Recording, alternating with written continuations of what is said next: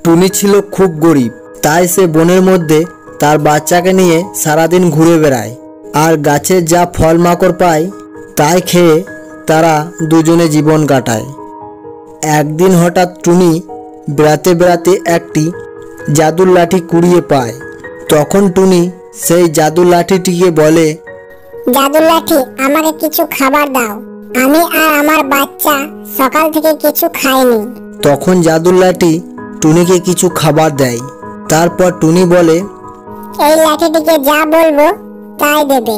তারপর টুনি ওই লাঠিটি নিয়ে বাড়ি চলে আসে। এদিকে একটি ডাইনির কানে এই জাদুর লাঠির কথাটা চলে যায়। তখন ডাইনিটি ওই লাঠিটি নেবার জন্য গভীর রাতে টুনির বাড়ি চলে আসে।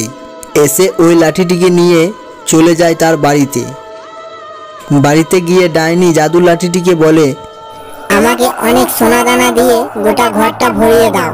জাদুর লাঠি সেটা শুনে বলে, দাঁড়া তোর মজা দেখাচ্ছি। এই বলে জাদুর লাঠিটি গোটা ঘরে ইটের মধ্যে ভরিয়ে দেয় আর ডাইনিটি ইট চাপা পড়ে মারা যায়।